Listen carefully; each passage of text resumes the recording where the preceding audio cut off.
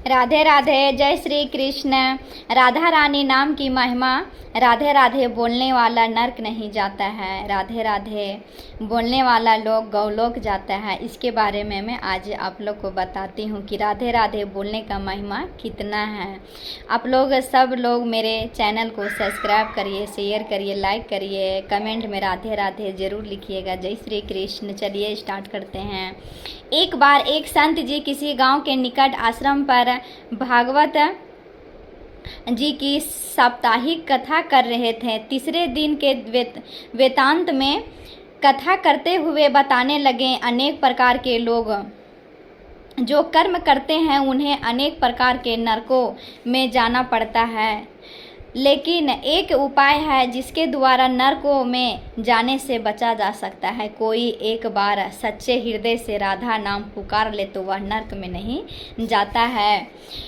एक सेठ जी जो रोज आकर के कथा सुनते थे, सत्संग समाप्त के बाद संत जी के चरण में आकर बड़े जोर से रोने लगे। संत जी ने कहा, अरे सेठ जी क्यों रोते हो? मैं तुम्हारा मन उदास क्यों है? सेठ जी रोते हुए कहने लगे, भगवान आपकी कृपा से मुझे सब कुछ प्राप्त है, पर मेरे मन को एक बड़ी चिंता सताती है। संत जी कहने लगे, कहिए कौन सी चिंता है? सेठ जी कहने लगे, आप अपने भगवत कथा में नरकों का वर्णन किया है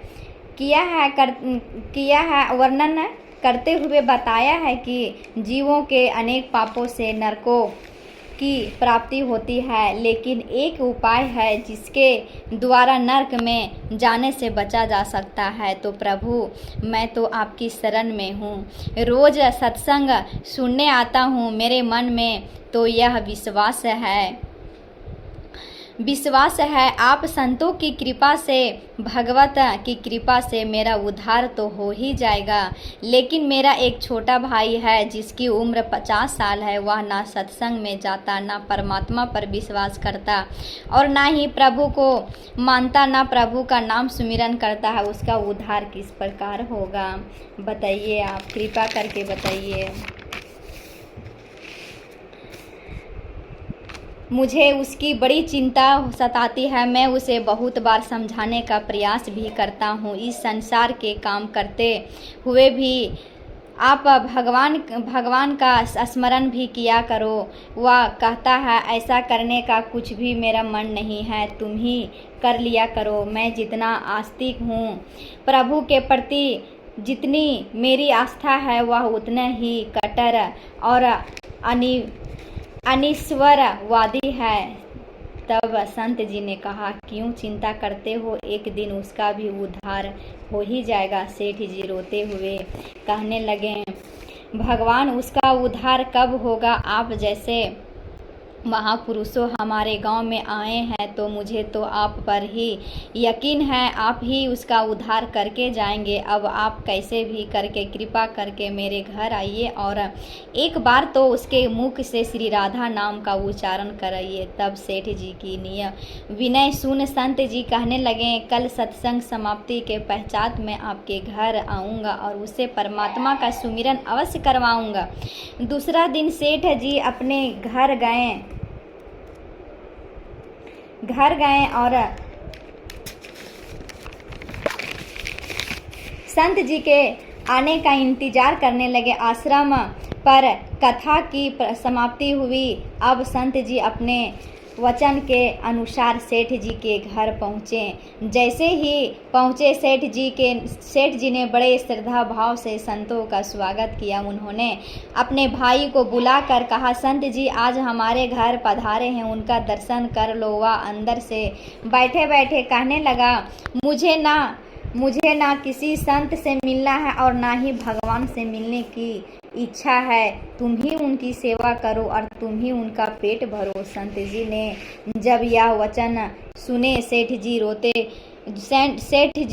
रोते हुए अपने आपके सामने ही आपका अपमान कर रहा है। संत जी कहने लगे, सेठ जी ख्याल ना कीजिए, सब कुछ अच्छा होगा। अब सेठ को दिलासा देते हुए संत जी पलंग से उतरे और उसके भाई के कक्ष में आ गए और उसके कंधों पर हाथ रखकर कहने लगे, और बताओ आज कितना कमाया। वह संत जी को इस प्रकार अपने नज़दीक देखकर कहने लगा, अपना हाथ मेरे कंधे से हटाओ। मैं ना संतों को मानता हूँ और ना भगवान को मानता हूँ। लोग जितने आस्तिक होते हैं, मैं उतना ही कट्टर नास्तिक हूँ। मैं भगवान को नहीं मानने वाला हूँ। आप मेरे नज़दीक क्यों आए हैं? संत जी कहने लगे, मैं तो अपना काम करने आया हूँ। संतों का काम होता है लोगों का उद्धार करना। आज तुम्हारे उद्धार का कार्य मिला है तो अवश्य ही करके ही जाऊँगा। वह सेठ का भाई भी बड़ा कट्टर था। वह कहने लगा, आपको किसी का भी उद्धार करना है कर लीजिए, पर मेरा उद्धार आप नहीं कर सकते। मैं कुछ भी नहीं करने वाला हूँ। सेठ के भाई को देखकर संत जी मुस्कुरा कर कहने लगे, एक बार राधे राधे बोल दो। वह सेठ जी का भाई कहने लगा, मैं कुछ नहीं बोलूँगा। संत जी ने फिर कहा, राधे राधे बोल दो। वह कहने लगा, नहीं कहूँगा। फिर संत जी ने कहा, राधे राधे बोल दो। वह कहने लगा, मैंने कहा ना, मैं नहीं बोलूँगा। तब संत जी पुनः सेठ जी के पास आए और कहने लगे, आपने मेरे ऊपर यह जिम्मा सौंपा है, अब मैं जैसा कहूँगा वैसा आपको करना पड़ेगा। बीच में नहीं आना है आपको। सारे परिवार वाले मानता हूँ, ना भगवान को मानता हूँ, ना भगवान की बातें मानता हूँ। मैं कट्टर नास्तिक हूँ। संत जी पुनः उसे प्रेम से हंसते हुए कहने लगे, जितने तुम कट्टर नास्तिक हो, मैं उतना आस्तिक हूँ। मैंने अगर निश्चय कर लिया है, तुम्हारे मुख से राधा नाम सुनकर ही जाऊँगा। पक्का समझ लेना कि तुम्हारे मुख से राधा का नाम निकलेगा ही। वह कहने लगा, आप कितना भी प्रयास कर लो, एक बार भी नहीं लेने वाला हूँ। अब संत महापुरुष होते हैं तो बड़े दयालु, पर लीला मात्र होने क्या किया उस सेठ के भाई के साथ।